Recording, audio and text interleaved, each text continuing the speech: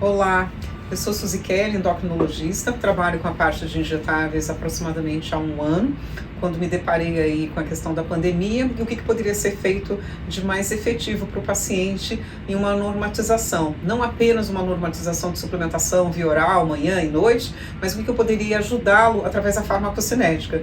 E os injetáveis veio me prestar essa grande ajuda, porque a gente não tem um intermediário, é usar o princípio ativo nessa célula que pode estar inflamada, é usar esse princípio ativo nessa célula que pode estar glicando. Então a gente tem vários aspectos da biologia, da bioquímica, até inclusive dizendo, que vão nos ajudar na condução desse paciente. E o tema que eu vou expor aqui é a questão da experiência da primeira consulta, recepção, exame de pré-consulta, consulta integrativa, aspectos importantes na anamnese ao exame físico. Então, como eu disse, eu sou Suzy Kelly Lisboa Souza, sou formada em medicina pela Universidade do Rio de Janeiro. A minha residência médica e o mestrado foram feitos pela Unicamp. Então, a primeira consulta, a gente sempre fala que é um aspecto simples e durante muito tempo a gente não deu tanta importância, talvez, à primeira consulta como ela é tão relevante. Então, na primeira consulta, identificar a origem do paciente, hoje isso é muito importante, se veio de algum colega, se veio através das mídias sociais, ter essa referência de onde veio esse paciente, ou se veio também de um outro paciente. A pontualidade de admissão desse paciente é ponto fundamental na recepção. Hoje os nossos pacientes querem um atendimento em que seja cuidado também essa questão da pontualidade. A recepção começa com a sua apresentação. Um vídeo curto, aqui a gente começou a fazer isso na clínica, então o paciente de primeira consulta tem um vídeo meu, explanando do que eu tenho como identificação da parte da endocrinologia e o que a gente espera dele também. Então, tratamentos disponíveis na clínica, hoje a mídia já na recepção pode nos ajudar, esta apresentação, o que é o meu tratamento, o que esperamos, portanto, objetivos da clínica, a missão da clínica. Isso é extremamente importante. O primeiro contato que o paciente tem é com o pessoal do WhatsApp, que pode ser, ou pode ser a sua recepcionista, ou pode ser a sua secretária. Então ela tem que estar muito bem informada do que você trabalha na sua clínica. Quais são os objetivos da sua clínica? Qual será a trajetória desse paciente, desde a sua admissão até o final, quando estabelecemos um protocolo para esses pacientes. Como funciona? O acompanhamento integrativo é um método no qual a equipe e o médico estão juntos em prol do paciente, para a realização desses objetivos em relação à saúde, obviamente, do próprio e à qualidade de vida. Então, é uma programação que será realizada para esse paciente. Precisamos ter estruturado, para que tenha esse objetivo, o atendimento de qualidade, que alcance a satisfação do paciente, evite desordenadas ações quando a sua equipe não está bem orientada. É necessário estabelecer detalhadamente os passos de toda a jornada que esse cliente terá em sua clínica. Aqui eu falo que qual a nossa meta, qual a nossa missão? É encantar. O que significa encantar? Ter uma experiência única, então que a gente possa estar fazendo uma estrutura que esse paciente possa ter essa concepção. Ali eu fui visto como um ser humano, ali eu fui visto como, não apenas como um paciente, como um ser humano e todas as demandas que esse ser humano tem.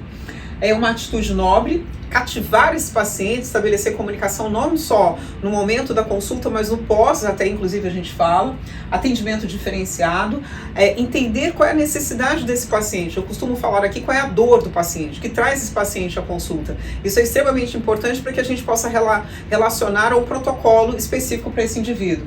Tratamento diferenciado, aumentar o valor na versão custo-benefício, O que a gente vai entregar para esse paciente? Então o valor aqui passa a ser relativo quando a gente tem a compreensão do que é a dor desse paciente, como a gente vai trabalhar com ela, como a gente vai estabelecer um tratamento e criar uma recorrência na clínica. Aqui eu coloquei de uma forma resumida o que a gente utiliza. Então as nossas solicitações dos exames não são tão pequenas, mas tem um objetivo. Não adianta a gente fazer tantos pedidos de exames, tantas solicitações, se a gente não tiver um objetivo claro do que são essas solicitações. Aqui, hoje a gente fala objetivo desses exames e trilhar a forma de tratamento. No início, quando eu trabalho com a endocrinologia, a gente pedia somente a questão hormonal. Mas a gente esquece que essa questão hormonal ela pode ter como um problema a alimentação.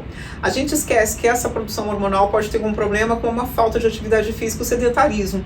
Então eu sempre falo para eles que são 3 pilares de saúde. O que comemos, como a nossa relação com o ambiente em relação à alimentação. Então estabelecer metas e um contato mais objetivo e claro sobre a questão da alimentação. Não dificultar esse paciente a alimentação, entender como é que é a rotina dele.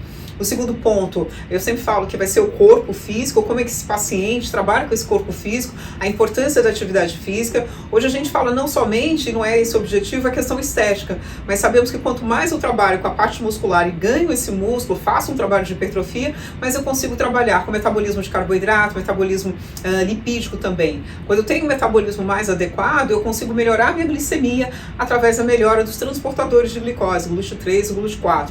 Então, esse entendimento de como é que está esse corpo físico é fundamental, quais são as atividades que ele estabelece. E o terceiro setor, eu costumo falar, por ser endocrinologista, como é que está o setor endógeno desse paciente. Mas se eu não trilhar o primeiro aspecto, o segundo aspecto, o corpo, eu não conseguirei ter um aspecto endógeno adequado. E o que a gente pede aqui nesses exames? Há um tempo atrás a gente falava de vitaminas de uma forma superficial, mas hoje a gente sabe da importância da vitamina. A vitamina D é considerada como um hormônio, não apenas uma vitamina que trabalha com o aspecto ósseo. A vitamina B12 ela tem uma ação sobre a questão muscular, sobre o metabolismo de um axônio para o outro, de uma célula neuronal. Então aqui a gente vê com um outro olhar quais vão ser esses exames em relação às vitaminas, até porque quando a gente estabelece uma deficiência, eu estabelecerei mais no futuro um protocolo de tratamento, que é o que a gente vem aqui trabalhar, regulamentar, equilibrar essa forma das vitaminas através dos injetáveis.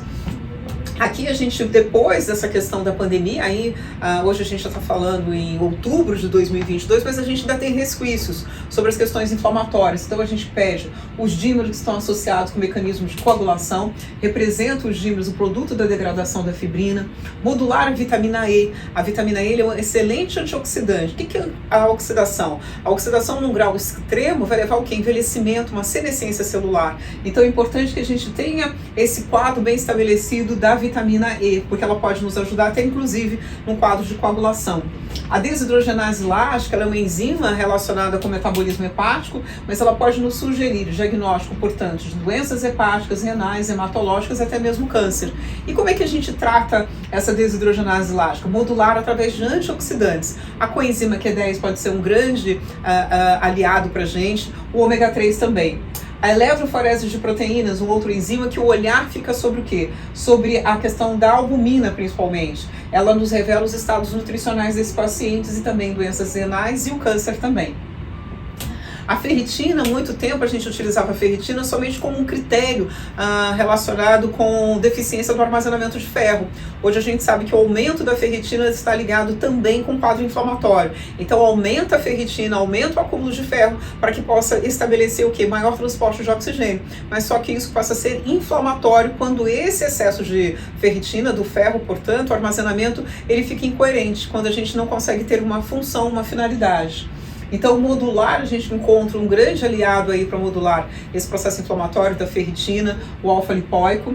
O fibrinogênio é um exame que antes a gente não pedia tanto, mas ele pode nos traduzir quadros relacionados com alteração de coagulação, assim como o risco cardiovascular está associado ao aumento de fibrinogênio.